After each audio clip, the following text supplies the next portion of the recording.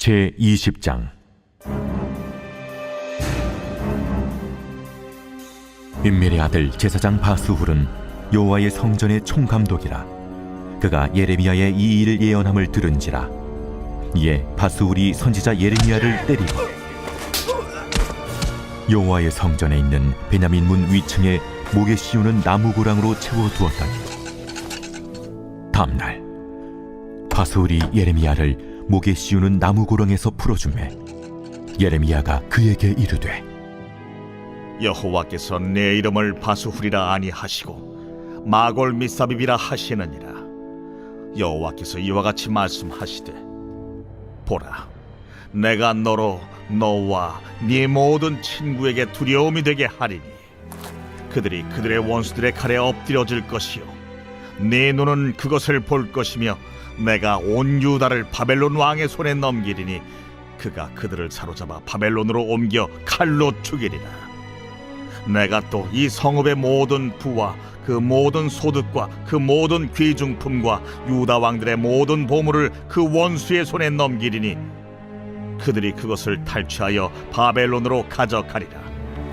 바스후라, 너와 네 집에 사는 모든 사람이 포로되어 옮겨지리니 내가 바벨론에 이르러 거기서 죽어 거기 묻힐 것이라.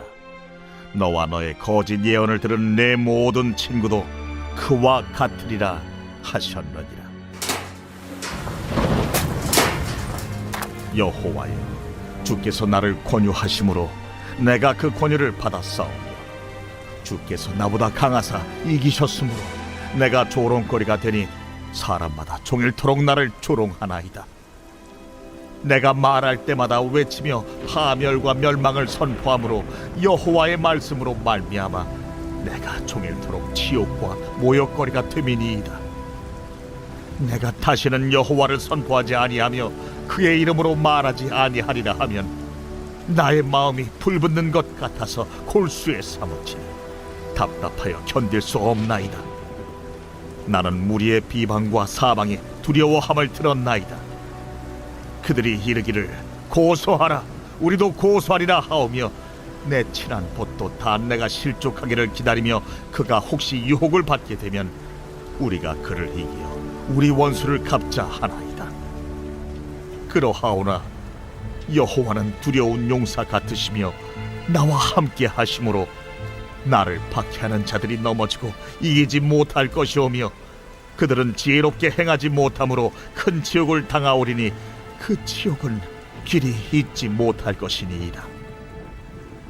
의인을 시험하사 그 배부와 심장을 보시는 만군의 여호와여, 나의 사정을 주께 아뢰었사온즉 주께서 그들에게 보복하심을 나에게 보게 하옵소서.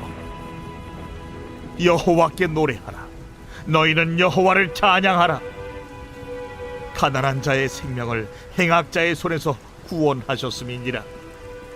내 생일이 저주를 받았다면, 나의 어머니가 나를 낳았던 날이 복이 없었다면, 나의 아버지에게 소식을 전하여 이르기를 당신이 등남하였다 하여 아버지를 즐겁게 하던 자가 저주를 받았다면, 그 사람은 여호와께서 무너뜨리시고 후회하지 아니하신 성읍같이 되었다면, 그가 아침에는 부르짖는 소리, 낮에는 떠드는 소리를 듣게 하였다면 좋을 뻔하였나니, 이는 그가 나를 태에서 죽이지 아니하셨으며 나의 어머니를 내 무덤이 되지 않게 하셨으며 그의 배가 부른 채로 항상 있지 않게 하신 까닭이로다.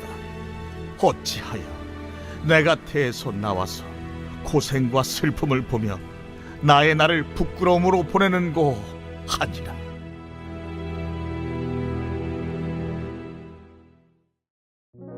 새벽 영성기도의 시간입니다. 오늘 본문은 어제 살펴봤던 예레미야 19장에서 이어지는 말씀입니다.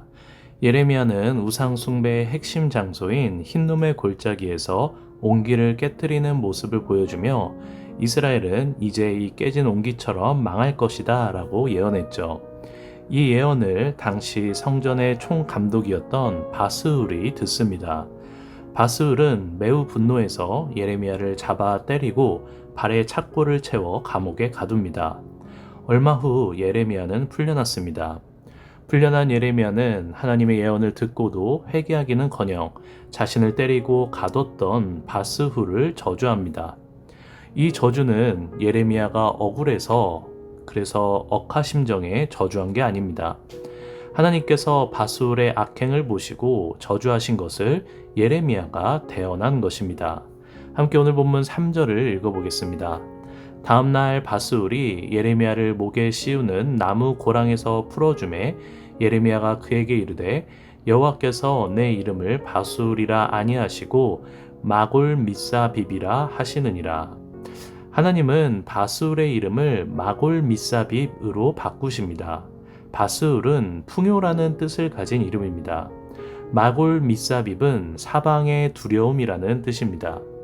여태까지 풍요로웠던 바스훌의 인생이 그가 하나님의 말씀을 듣지 않고 오히려 하나님의 예언자를 박해함으로 그 인생이 사방의 두려움이 되어버린다라는 뜻이죠. 앞으로 사방의 두려움과 같은 인생을 살아가게 될 바스훌은 어떤 삶을 살게 될까요? 오늘 본문 6절에 나와 있습니다. 함께 6절을 읽어보겠습니다.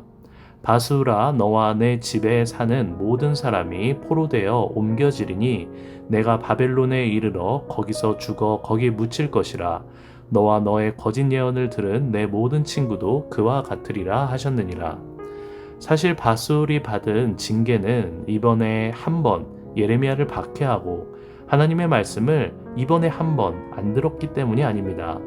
바스훌은 그동안 하나님의 말씀을 대적하며 계속해서 거짓 예언을 하고 있었습니다. 그는 성전의 제사장인데도 불구하고 성전의 주인이 되신 하나님의 말씀을 무시한 채 자기 입맛에 맞는 예언을 하고 있었던 겁니다. 그런 인생을 사는 와중에 예레미야를 박해했던 것이고 하나님의 말씀을 대적했던 것입니다. 여러분, 하나님은 죄인들에게 돌이킬 수 있는 기회를 여러 번 주십니다. 하나님은 오래 참으사 죄인들이 회개하여 하나님의 품으로 돌아올 수 있는 기회를 계속해서 주시는 것입니다. 왜냐하면 하나님은 모든 사람들이 구원받기를 원하시는 사랑의 하나님이시기 때문입니다. 그러나 하나님의 자비에도 그 끝은 있습니다. 하나님은 바스훌의 인생을 보시며 회개의 기회를 여러 번 주셨습니다. 예레미야 20장에 오기까지 예레미야가 이스라엘을 향해 얼마나 많은 회개의 말씀을 선포했습니까? 그러나 바스훌은 성전의 총감독으로서 날마다 성전에서 봉사했음에도 불구하고 하나님의 말씀과는 전혀 상관없는 사람으로 살았던 것입니다. 바스훌의 이야기를 통해 우리는 중요한 사실을 하나 깨닫게 됩니다. 교회에서 봉사를 많이 한다고 예배를 빠지지 않고 매주 드린다고 해서 모두가 하나님 말씀에 순종하는 사람은 아니라는 겁니다. 여러분, 우리는 기억해야 합니다. 순종이 제사보다 낫고 듣는 것이 순양의 기름보다 낫습니다. 나는 교회에서 이런 봉사를 하고 있고 나는 오늘 예배를 빠지지 않았어. 그러니까 나는 괜찮아 라고 생각하며 내 신앙은 괜찮다고 낙관하지 마십시오. 선포된 하나님의 말씀을 귀 기울여 잘 듣고 그 말씀대로 행하는 삶이 하나님께서 보시기에 기뻐하는 삶입니다. 혹여나 말씀대로 사는 게 너무 힘들다고 하여 낙심하지 마십시오. 하나님의 자녀는 이 악한 세상에서 한 줄기의 빛과 소금으로 살아야 하기 때문에 말씀대로 살면 힘들고 고달픈 게 정상입니다. 그럼에도 불구하고 우리는 포기하면 안 됩니다. 그 대단한 예레미야도 얼마나 힘들었으면 포기하고 싶어 했습니다. 하나님의 말씀대로 말하고 행하는 게 예레미야에게도 참 힘들었던 모양입니다. 왜냐하면 하나님의 말씀대로 말할수록 하나님께서 하라는 대로 행할수록 그의 삶이 넉넉해지고 풍요로워지고 안락해진 게 아니라 오히려 반대로 고난과 괴롭힘과 핍박이 찾아왔기 때문입니다. 함께 오늘 본문 8절을 읽어보겠습니다. 내가 말할 때마다 외치며 파멸과 멸망을 선포함으로 여호와의 말씀으로 말미암아 내가 종일토록 치욕과 모욕거리가 됨이니이다. 예레미야가 말하죠. 여호와의 말씀으로 말미암아 내가 종일토록 치욕과 모욕거리가 됨이니이다. 우리가 만약 이런 상황에 처했다면 우리는 어떤 선택을 했을까요? 예레미야는 자기가 지금 왜 힘든지, 얼마나 힘든지, 내 마음은 지금 이렇다고 하나님 앞에 솔직히 토로합니다. 그래서 9절을 보면 예레미야가 하나님께 솔직하게 이렇게 말하죠. 내가 다시는 여호와를 선포하지 아니하며 그의 이름으로 말하지 아니하리라. 여러분은 어떠신가요? 남들처럼 평범하게 살아도 힘든 인생인데 하나님을 믿는 사람이 되어 하나님의 말씀대로 이 세상을 살아가려니 참 쉽지가 않죠. 예수님도 그걸 아시고 내가 너희를 보냄이 양을 이리 가운데 보냄과 같도다 라고 말씀하셨습니다. 하나님도 하나님의 말씀을 지키며 이 세상을 살아가는 게 쉬운 일이 아닌 것을 아십니다.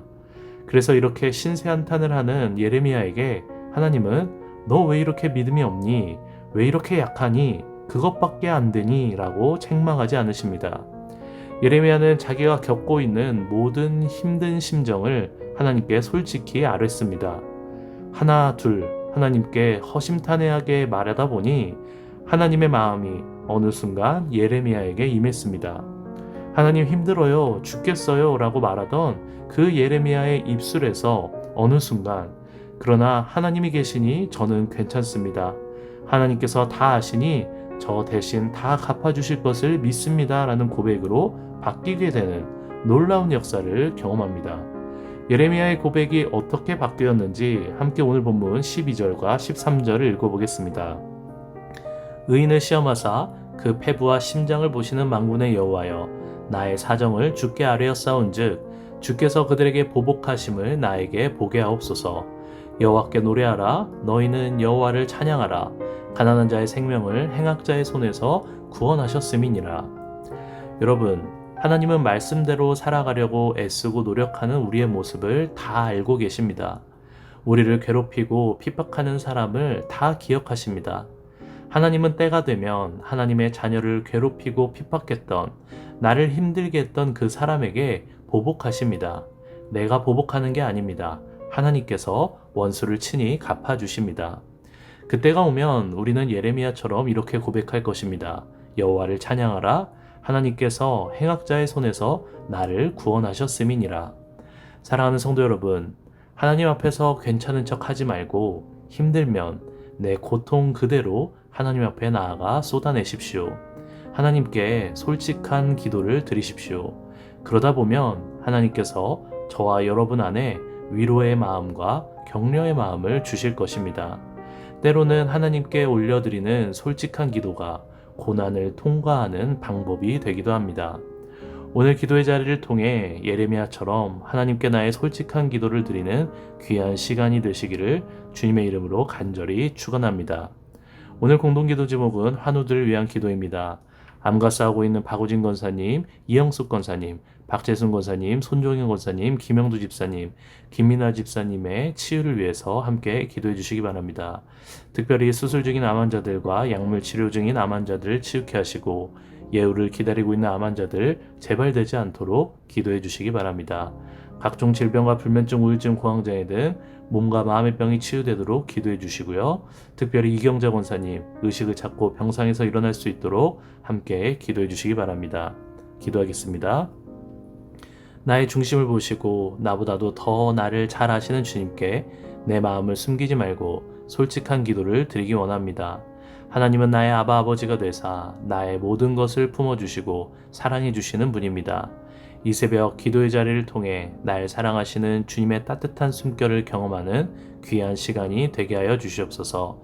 그리하여 주님 주시는 능력으로 다시 일어나 믿음으로 이 세상을 살아가게 하여 주시옵소서. 오늘은 환우들을 위해 기도합니다. 특별히 박우진 권사님, 이영숙 권사님, 박재순 권사님, 손종현 권사님, 김영두 집사님, 김민아 집사님의 암을 깨끗이 치유케 하여 주시옵소서. 그 외에 회복 중인 모든 암 환자들 재발을 막아주시고 완치시켜 주시옵소서. 지금도 병상에 누워있는 이경자 권사님과 모든 환자들 주님의 손길로 붙잡아 주시고 다시 일으켜 세워 주시옵소서. 연로하신 성도님들 병들어 누워있다가 천국 가지 말게 하시고 모두가 건강하게 걷다가 천국에 들어가게 하여 주시옵소서. 새벽부터 나와 주님께 기도하는 주의 자녀들의 목소리를 들으시고 친히 응답하여 주시옵소서. 위로하시고 치유하시고 모든 문제 가운데 해결하여 주시옵소서. 오늘도 주님을 의지하며 살아가는 귀한 하루가 되길 원합니다. 말씀대로 살아갈 수 있도록 힘과 능력을 더하여 주시옵소서. 감사하며 모든 말씀 예수님의 이름으로 기도합니다. 아멘.